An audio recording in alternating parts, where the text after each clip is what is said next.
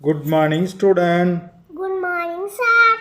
Okay, இன்றைக்கி தாவரங்களின் மரபு சொற்கள், தாவரங்களோட இளமை பெயர்கள், அதாவது அது ஒரு காய் இளமையாக, அதாவது பிஞ்சு பருவத்தில் இருக்கும்போது, அல்லது அந்த தாவரங்களோட இலைகள், இது எல்லாமே மரபு ரீதியாக நம் முன்னோர்கள் தமிழினத்தில் முன்னோர்கள் ரெகுலராக அவங்க இந்த பெயரை வச்சு தான் அழைக்கிறாங்க.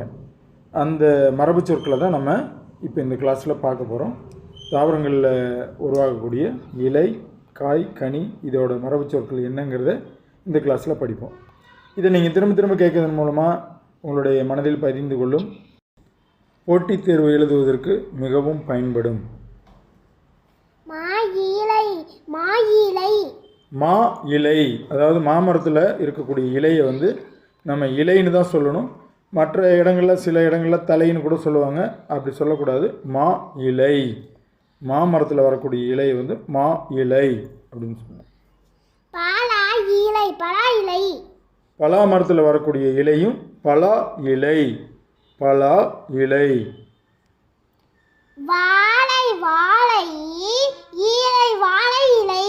வாழை மரத்தில் வரக்கூடிய இலையை நம்ம நார்மலாகவே அதை தான் இலைன்னு சொல்லுவோம். இலையில் சாப்பிட்றோம் அப்படின்னு சொல்லுவோம் இல்லையா, அதை தான் இலைன்னு சொல்லுவோம். ஆனால் மாமரத்தில் வரக்கூடிய இலையும் மா இலைன்னு சொல்லணும். பலா மரத்தில் வரக்கூடிய இதை பலா இலைன்னு சொல்லணும். வாழை மரத்தில் வரக்கூடிய இலையை வாழை இலைன்னு நம்ம ஆல்ரெடி சொல்லிக்கிட்டு தான் இருக்கிறோம். அதை நார்மலாக இலைன்னு சொல்லுவோம். இதெல்லாம் நம்ம இப்படி தான் மரபு சொற்கள் மூலமாக இலைன்னு தான் நம் முன்னோர்கள் பயன்படுத்தியிருக்காங்க. அதனால் இதை தான் நம்ம மரபு சொற்கள்னு சொல்கிறோம். மா இலை, பலா இலை, வாழை இலை. ஸோ இதை நீங்கள் திரும்ப திரும்ப கேட்கணும். காதில் கேட்கும்போது நமக்கு அது மனதில் பதிந்து கொள்ளும். அடுத்தது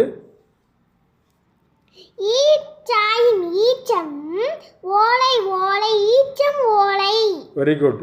ஈச்ச மரத்தில் வரக்கூடிய அந்த இலையை நம்ம முன்ன மாதிரி இலைன்னு சொல்லக்கூடாது, ஓலைன்னு சொல்லணும். ஈச்சம் ஓலை. ஈச்சம் ஓலைன்னா நம்ம அந்த டேட்ஸ், இந்த பேரிச்சம்பழத்துக்கு அதோட ஒரு வெரைட்டி. ஈச்ச மரத்தில் வரக்கூடிய ஓலையை ஈச்சம் ஓலைன்னு சொல்லணும்.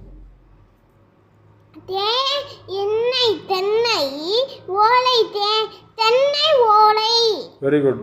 நம்ம இப்போ கிராமப்புறங்களில் இப்போ தென்னை மட்டையை எடுத்துகிட்டு வாப்பா அப்படின்னு தான் சொல்லுவாங்க, மட்டைன்னு சொல்லுவோம்.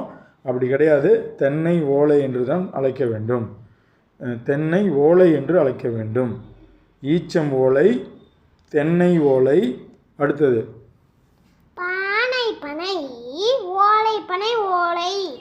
பனை மரத்தில் வரக்கூடியதையும் நம்ம மட்டன் தான் சொல்லிக்கிட்டு இருக்கிறோம்.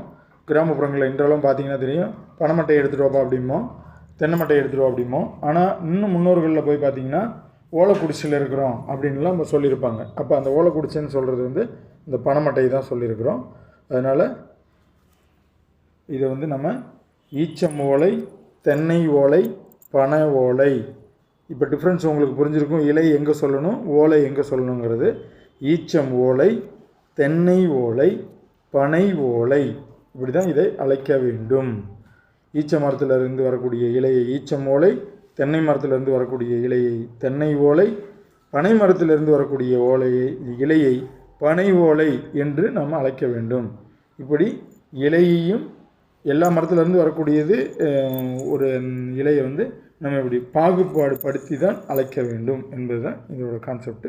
இது தெரிஞ்சு வச்சுக்கிங்க போதும். எக்ஸாமில் எழுதும்போது உங்களுக்கு அந்த கன்ஃபியூஸ் பண்ணி விட்ருவாங்க, 4 ஆப்ஷனை கொடுத்துட்டு ஓலையா இலையா அப்படின்ட்டு. அதுக்கு தான் இதை நான் முன்னாடி தெரிஞ்சுக்கிறேன்.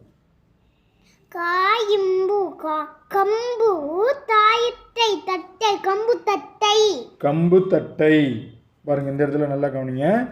கம்பு விளைஞ்சதுக்கப்புறம் அந்த எக்ஸ்ட்ரா இருக்கும் பாருங்கள், எக்ஸ்ட்ராக்ட் கீழேருந்து வரும் இல்லையா, அந்த தண்டுன்னு சொல்லுவோம். நம்ம இப்போ நார்மலாக அந்த தண்டுன்னு தான் சொல்லிக்கிட்டு இருக்கிறோம், இல்லைனா மற்றபடியும் சோளத்தட்டை நான் சோளத்தட்டைன்னு சொல்லியிருக்கேன்.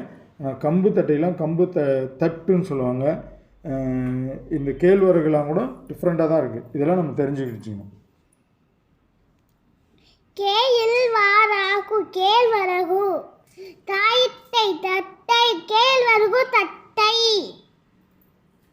நெக்ஸ்ட்டு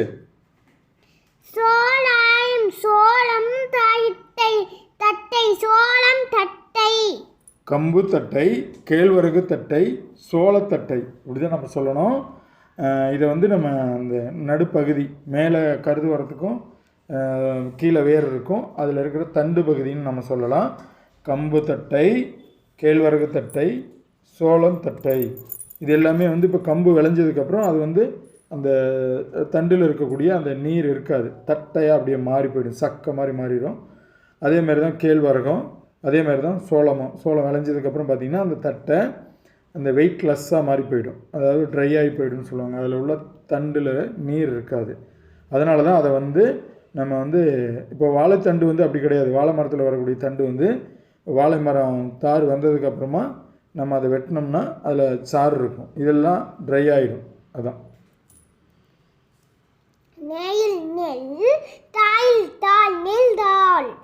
நெல் தாள். இது தெரியாது யாருமே இருக்க மாட்டீங்க. ரைஸ் டெய்லியும் நம்ம சாப்பிட்றோம், ஏதாவது ஒரு வகையில் ரைஸ் எடுத்துக்குவோம். அந்த ரைஸு நமக்கு விளைஞ்சதுக்கப்புறம் அந்த தண்டு பகுதின்னு சொல்லுவோம் இல்லைங்களா, அந்த தண்டு பகுதியை நெல் தாள் அப்படின்னு தான் சொல்லணும். நெல் தாள். தாளடிக்க போயிருக்கிறோம், தாளடி பருவம்னு கூட இருக்குது. தஞ்சாவூர் சைட்லாம் கேட்டிங்கன்னா தாளடி பருவத்துக்கு நாங்கள் நெல் விதைச்சிருக்கிறோம் அப்படின்னு சொல்லுவாங்க. அதனால் அது வந்து தாள் அப்படின்னு தான் சொல்லணும். தாளடிக்க போகிறேன் அப்படின்னு கூட முற்காலத்துலலாம் சொல்லி நான் கேள்விப்பட்டிருக்கேன். இப்போ வந்து அதை வைக்கோல் அப்படின்னு கூட காஞ்சதுக்கப்புறம் சொல்கிறோம், ஆனால் முன்னாடி வந்து நெல் தாள்னு சொல்கிறோம். அடுத்தது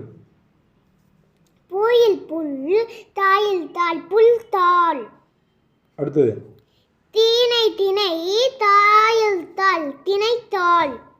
இந்த இடத்துல நல்லா கவனிச்சிக்கங்க. நெல் தாள், புல் தாள், திணைத்தாள், இதுக்கு எல்லாமே தாள்னு தான் அழைக்கணும். நாம் முன்ன சோளத்தட்டை, கம்பு தட்டை, கேழ்வரகு தட்டை படித்த மாதிரி இங்கே சொல்லிடக்கூடாதுங்கிறதுனால தான் நெல் தாள், புல் தாள், திணைத்தாள். புல் கூட பார்த்திங்கன்னா அதுலேயே அவரை பிஞ்சு. இது வந்து அந்த காய் வந்து இளமை காலத்தில், அதாவது நமக்கு மெச்சூரிட்டி ஆகி நம்ம சமையலுக்கு பயன்படுத்துவதற்கு முன்னாடி அதை நம்ம வந்து அவரை இந்த இளமை பருவத்தை வந்து அவரை பிஞ்சு அப்படின்னு தான் சொல்லணும். அடுத்தது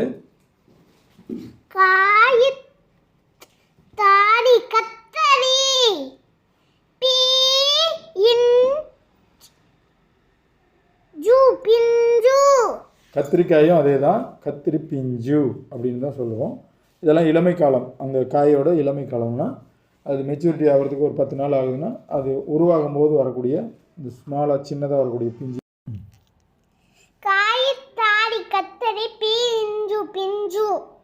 கத்தரி பிஞ்சு, அவரை பிஞ்சி, கத்திரி பிஞ்சி. அடுத்தது பாருங்க,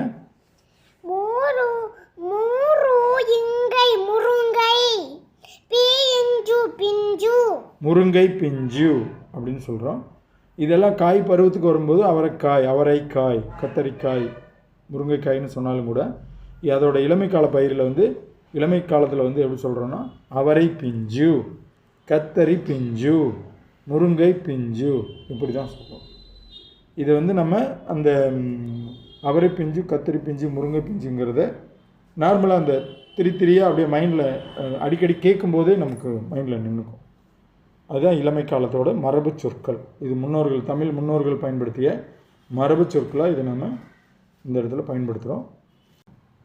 முக்கியமான தாவரங்களுக்கு முக்கியமாக பயன்படுத்தின மரபு சொற்களுக்கு மட்டுமே இங்கே கொடுக்கப்பட்டுள்ளது. இது போன்ற முக்கியமானதை நம்ம தெரிஞ்சுக்கிட்டாலே போதுமானது. போட்டித் தேர்வுகளில் கலந்து கொள்ள மிகவும் பயனுள்ளதாக இருக்கும். அடுத்தது